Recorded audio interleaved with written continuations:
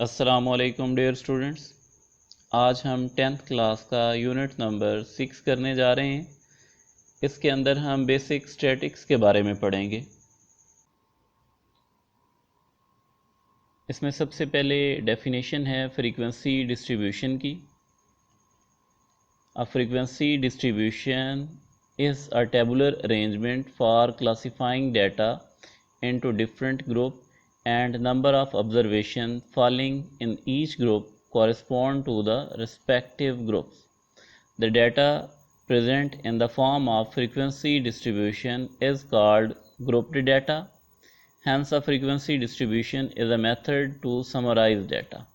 यानी हमारे पास अगर डाटा बहुत ज़्यादा क्वांटिटी में मौजूद होता है, बहुत सारा डाटा मौजूद होता है जो हम मुख्तलिफ़ तरह से कलेक्ट करते हैं, तो उसको हम अगर टेबल की शक्ल में अरेंज कर लेते हैं और उसको फिर ताकि हम समराइज़ कर सकें, तो इसको हम कहते हैं फ्रीक्वेंसी डिस्ट्रीब्यूशन।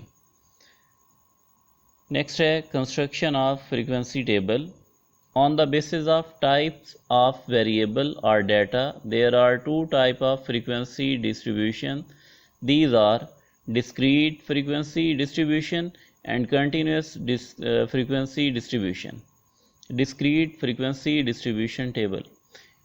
अब इसकी दो टाइप हैं फ्रीक्वेंसी डिस्ट्रीब्यूशन की। एक है डिस्क्रीट फ्रीक्वेंसी डिस्ट्रीब्यूशन और दूसरा है कॉन्टीन्यूस फ्रीक्वेंसी डिस्ट्रीब्यूशन। नाम से ही जाहिर है कि डिस्क्रीट में डिस्क्रीट स्टेप के तो बाद हमारे पास नंबर आएंगे और कॉन्टीन्यूस में हमारे पास जो डाटा होगा वो कॉन्टीन्यूस फॉर्म के अंदर होगा। तो आज हम सिर्फ डिस्क्रीट को ही डिस्कस करने जा रहे हैं कि हमने डिस्क्रीट फ्रीक्वेंसी टेबल किस तरह बनाना है।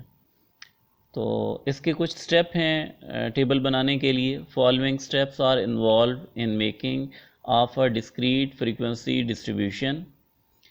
Find the minimum and maximum observation in the data and write the values of the variable in the variable column from minimum to the maximum। यानी फर्स्ट स्टेप ये होगा कि हमारे पास जो डाटा मौजूद होगा उसमें मैक्सिमम और मिनिमम वैल्यू हमने फाइंड कर लेनी है और फिर हमने वो एक कॉलम के अंदर जिसको हम x का नाम देंगे उसके अंदर वो तमाम की तमाम वैल्यू लिखनी है मिनिमम से मैक्सिमम की तरफ।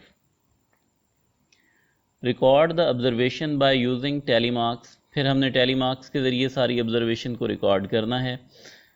Count the tally and write down the frequency in the frequency column. और लास्ट में हमने वो जो टैली मार्क्स लगाए होंगे उनको काउंट करना है और काउंट करने के बाद उनको हमने आगे फ्रीक्वेंसी के टेबल में लिख देना है। तो अब ये पहला क्वेश्चन है।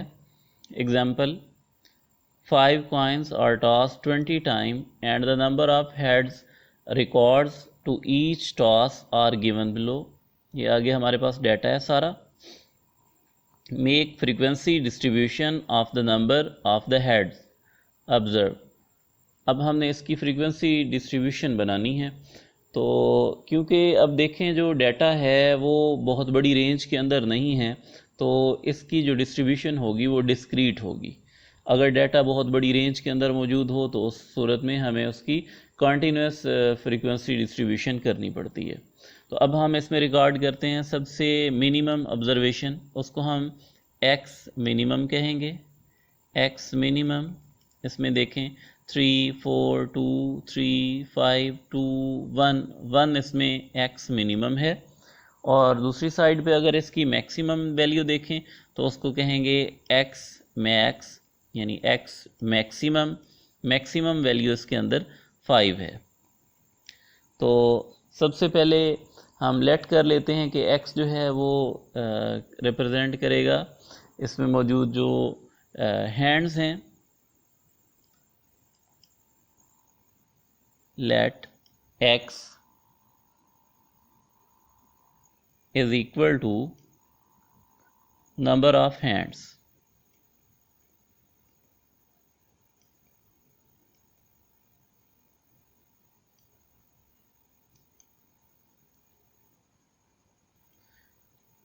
यहाँ पर हम x लिख देते हैं, यहाँ पर टैली मार्क्स आ जाएंगे और यहाँ पर फ्रीक्वेंसी आ जाएगी। सबसे पहले हमें मिनिमम से मैक्सिमम की तरफ सारे नंबर लिखने हैं। तो मिनिमम 1 था, 1 2 3 4 और 5। अब नंबर लिखने के बाद अब हम इसके टैली मार्क्स लगाएंगे और साथ साथ नंबर जो हैं ऑब्जर्वेशन जो हैं वो रिकॉर्ड करेंगे। ये फर्स्ट ऑब्जर्वेशन 3 है, तो 3 में पहला टैली मार्क हमने लगा दिया। फिर 4 आ गया। इसी तरह 2, यहाँ 2 में एक हमने टैली मार्क लगा दिया। 3 इसके बाद 5 के बाद है 2 2 2, फिर है 1 1, नेक्स्ट है 2 1, ये 2 और फिर 1, 4 2 2, 4 2 2, 3 3 3, 4 के बाद ये 5 वाला क्रॉस में लगेगा 3, 4 2 4 एंड 2। अब हम इन टैली मार्क्स को काउंट कर लेंगे। तो अब अगर देखें तो हमारे पास जो 1 वाले हैं उनकी क्वांटिटी जो है वो 4 और एंड पे 2 था, ये 2। जो 1 वाले हैं उनकी काउंटिंग करें तो 1 2 3, ये 3 बनती है फ्रीक्वेंसी। 2 वालों को काउंट करें तो उनकी ये 5 6 7 और 8। 3 वालों को काउंट करें तो वो 5 हैं। 4 वाले 3 हैं और 5 वाली 1। तो इस तरह टैली मार्क्स ने हमें बहुत ज़्यादा हेल्प की और हमने आसानी के साथ टेबल जो है वो बना लिया। टैली मार्क्स में हमने सबसे पहले कोई नंबर 1 आता है तो उसको एक दफ़ा हम मार्क देंगे, दूसरी दफ़ा आ गया तो दूसरी दफ़ा, तीसरी दफ़ा, फिर चौथी दफ़ा और पांचवी दफ़ा हम उसको क्रॉस में लगाते हैं। टैली मार्क का साइन पांचवी दफ़ा क्रॉस में होता है। इस तरह हमें पता चल जाता है कि ये 5 का सेट कंप्लीट हो गया और फिर हम अगली दफ़ा आगे कोई और लाइन लगाते हैं तो आसानी के साथ हमें पता चल जाता है कि ये 5 है, साथ कोई और है, तो इसका मतलब है ये काउंटिंग इसकी 6 हो गई। अगर ऐसे ही हम लाइनें लगाते जाएँ तो एंड पे उनकी काउंटिंग में प्रॉब्लम होता है। तो ये क्वेश्चन सॉल्व हो गया। इसी तरह एक और एग्जाम्पल है। Below are the marks scored for a total of 20 marks by 25 students in the monthly test. Construct discrete frequency distribution. इसमें भी x मैक्सिमम और x मिनिमम फाइंड करेंगे। इसका x मिनिमम है, अगर हम इसमें देखें 15 13 से कोई कम वैल्यू इसके अंदर मौजूद नहीं है, यानी मिनिमम इसकी वैल्यू जो है x की वो 13 है। अब इसी तरह मैक्सिमम वैल्यू भी देख लेते हैं। x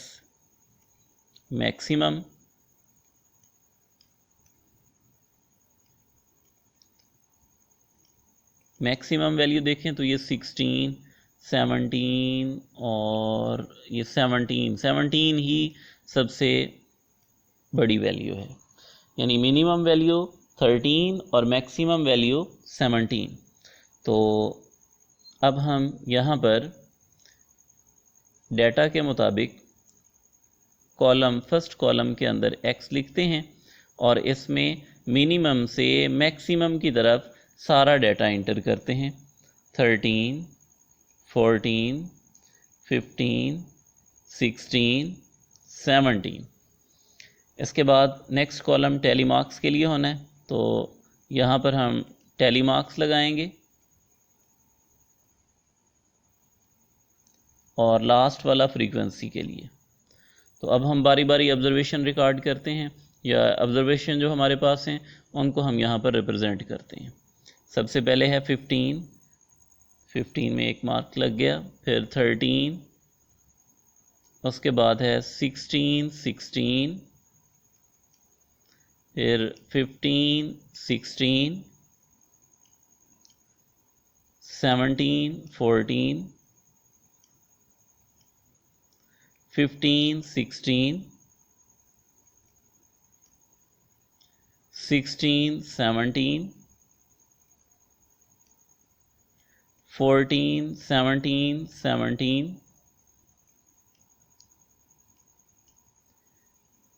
16, 14, 15, 16, 17, 14,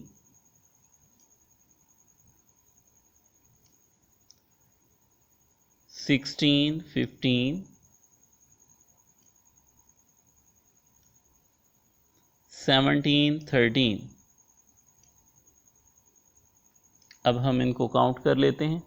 तो सबसे पहला 13 में 2 टैली मार्क्स हैं, इसी तरह 14 के अंदर 4 टैली मार्क्स हैं, 15 में 5, 16 में देखें तो ये 8 हैं और 17 के अंदर ये 16 है। यहाँ अगर हम टोटल फ्रीक्वेंसी भी फाइंड करना चाहें तो कर सकते हैं। ये सिग्मा का साइन टोटल के लिए यूज़ होता है। Sigma F is equal to, इन सब को अगर काउंट करें, इन सब को हम ऐड करें तो हमारे पास टोटल आंसर इसका आता है 25। इसी तरह इसकी थर्ड एग्जाम्पल है, prepare a discrete frequency distribution table from the following data. नीचे नेट डाटा गिवन है। अब इसमें पहले हमें एक्स मैक्सिमम और मिनिमम फाइंड करना है। तो x minimum is equal to, अब इसमें देखें तो ये 12, 12 के बाद है 3, 3, 3, 3, मिनिमम वैल्यू इसमें 3 है। इसी तरह एक्स मैक्सिमम, इसमें मैक्सिमम टर्म 22, 21, 21, 22, यानी इसमें जो मैक्सिमम वैल्यू हमारे पास बन रही है वो 22 है। यहाँ पर हम x लिखेंगे, नेक्स्ट कॉलम में टैली मार्क्स और लास्ट में फ्रीक्वेंसी। डाटा के हिसाब से हमने देखना है, डाटा जो है वो सारे नंबर उसमें मौजूद नहीं हैं। तो अब जो जो नंबर मौजूद हैं उनके मुताबिक हम x में नंबर लिख लेंगे। हाँ, ये भी कर सकते हैं कि 3 से लेकर 22 तक सारे की सारी काउंटिंग इसके अंदर यूज़ कर ली जाए, उसमें भी कोई हर्ज नहीं है। तो सबसे पहले 3 के बाद इसमें यूज़ हो रहा है 6 के बाद इसमें 9, इसके बाद 12, 13, 15, 21, 22। अब आप देख सकते हैं कि हमारा डाटा जो है वो कंटिन्यूस नहीं है बल्कि डिस्क्रीट फॉर्म के अंदर है। अब इसके टैली मार्क्स हम बनाते हैं। डाटा को रीड करते हुए डाटा में सबसे पहले अगर हम देखें तो पहला नंबर जो है वो 12 है, तो हम 12 में एक टैली मार्क लगा लेंगे। 21, 21, फिर 393, नेक्स्ट है 6, 12,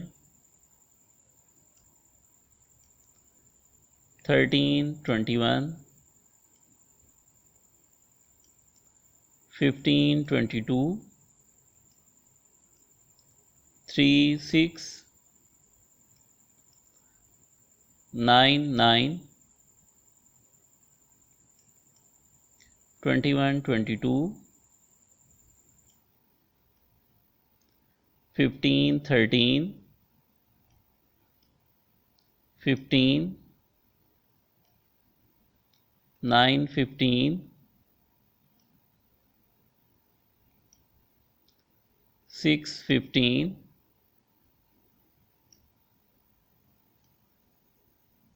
13, 6, 9, 13, 22। अब हम इसकी फ्रीक्वेंसी लिखते हैं। तो 3 टाइम है, 6 4 टाइम है, 9 5 टाइम, 12 2 टाइम, 13 4 टाइम, 15 5 टाइम है, 21 4 टाइम और 22 3 टाइम। अगर टोटल फ्रीक्वेंसी करनी हो तो एंड पे टोटल फ्रीक्वेंसी भी फाइंड की जा सकती है। जज़ाकल्लाह।